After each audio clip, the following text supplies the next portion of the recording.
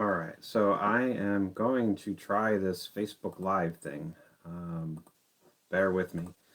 But if I can do this and do it well, we can do more of these in the future. So, I've got a YouTube channel and Twitter and Instagram and comic book teachers and this Facebook page. And of course, my website, teachingwithcomics.com. But like I was just reading this book from Drew Brockington, and my son had bought this and brought it to my attention. I was like, wow, this is really cool. And it was in a way that, I share most of my things on Twitter, and you only get a few pictures to share and you really can't talk about it. So I'm going to try this, and hopefully it goes well. So Drew Brockington, this is the book that he drew and he authored, and Wendy Broome does the coloring, which actually does play quite a factor in this book. So for one thing, DC Kids has been doing a lot of great books, and I'll talk more about them. They've been doing a lot of great graphic novels for teens, for young adults, and for kids. Laurie Halse Anderson has one about Wonder Woman, and there's lots of different ones that we'll talk about. But this one in particular, as a test here, because it really speaks to what we can do with a graphic novel in a classroom, and the textual evidence in this book is key to the story. And so we see here on the back, the big city is full of Superman sightings, but here in Metropolis Grove, every kid in this suburb knows that he's not real, except newcomer Sonia Patel. So already, I mean, look at the cover. We have representation right there. And that's the power of comics. In a prose book, the people in the story, in a lot of cases, if they're not described, the default is white male, white straight male, those sorts of things. But already now we can visually see the representation that is here in this book in both the main character's name, but also, of course, in how they're being drawn. But also, if you look on the front cover, this is, to me, this is a story about Superman. But if you know anything about Superman and Bizarro, well, this kind of shows up in the story a little bit where we see the backward Superman symbol. And I'm like, oh, hold on a minute, this isn't Superman. So, but the main characters don't quite know that yet. And so that visual literacy is key to the story. So, of course, I'm not going to share the whole book. I wish I could, but just some of the key parts here. So, this girl moves into a new neighborhood. So, this is something that a lot of kids can identify with being new to a school, new to a neighborhood, anything like that. And so, it's also a reminder, though, of how quickly we can befriend people when we're just open to different things. So, when the three kids meet, they're the only kids in the neighborhood. And when they meet and they go out into the woods and they're going to build a fort and they're going to do what kids do. But then they have a conversation about where the boy in the middle here asks, well, Sonia, tell me, what's with all the Superman stuff?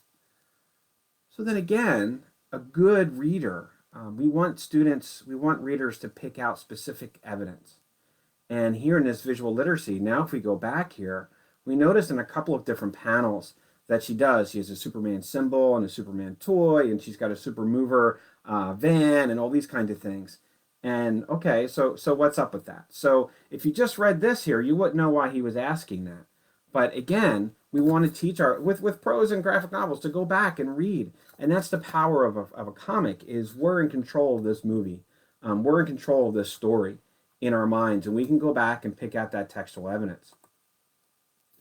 So he goes on to talk about how, well, I've never seen Superman. I mean, I've seen him online and I've seen pictures, but I've never really seen him. So I don't really believe that he exists.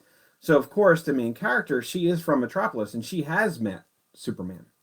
And so how do you convince him? And so if you see her face, so it goes from anger and defensiveness to just despair almost here. And so we can see that in the power of this visual literacy. As the third friend is really not paying attention at all.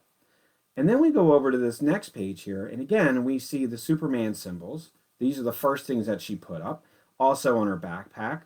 But if we really look closely here, there's no bed frame yet. We have all the boxes. There's nothing else up in this room yet. And just the scale as we take a look back, the way that it's drawn and how lonely she feels. So we're involved in this story in an emotional way that we wouldn't be in a prose book.